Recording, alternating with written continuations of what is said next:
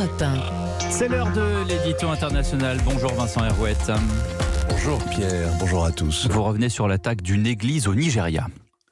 Oui, le lundi de Pentecôte, on va parler du massacre des innocents, car ils étaient innocents, les paroissiens de l'église Saint-Francis de la ville d'Owo, dans le sud-ouest du Nigeria, qui assistaient hier à la messe du matin, un jour de fête carillonnée, la Pentecôte.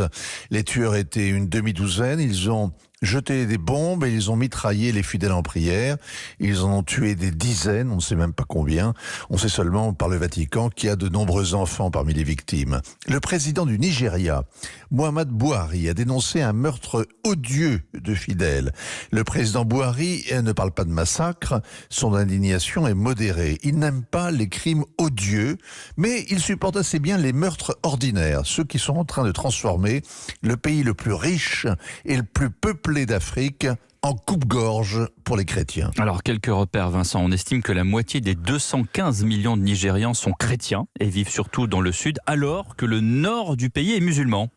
Au nord, il y a la charia. Il y a 15 jours, une étudiante chrétienne a été lapidée par d'autres étudiants. Elle avait écrit des emails qu'ils ont jugés blasphématoires.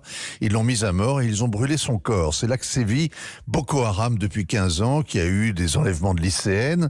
Mais la violence contre les infidèles n'est pas cantonnée au nord. Elle essaime dans tout le pays. Avant-hier, à Abuja, la capitale fédérale, en plein centre du Nigeria, la foule a lynché un homme à l'appel d'un imam local avec lequel il se querellait. Et dans le sud, à l'est surtout, depuis des années, des Peuls qui sont musulmans, des éleveurs nomades, attaquent les agriculteurs chrétiens. Ces razzias meurtrières ont fait 3000 morts officiellement. Les ONG chrétiennes estiment plutôt qu'elles en ont fait 36 000 réellement. L'église du Nigeria dénonce un nettoyage ethnique effectué par les musulmans Peuls avec la complicité de l'État.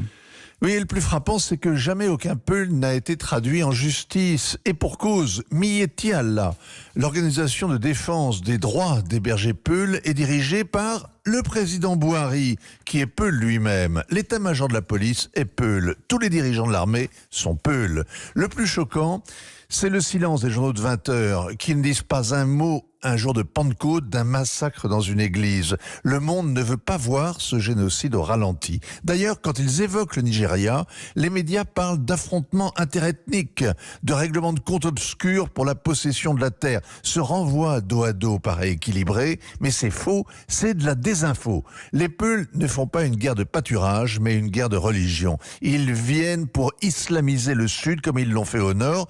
S'ils souhaitaient seulement la terre, ils ne brûleraient pas les villages. De même, les fidèles assassinés dans l'église ne sont pas morts dans un affrontement, mais victimes d'un attentat. Ils fêtaient la Pentecôte, c'est-à-dire l'Esprit Saint, c'est-à-dire l'Esprit de vérité, celui que le Christ appelle le Consolateur. Eh bien, le Consolateur a fort à faire au Nigeria, car l'impunité des assassins et l'indifférence du monde auraient de quoi désespérer n'importe qui. Merci Vincent Herouette pour l'édito international.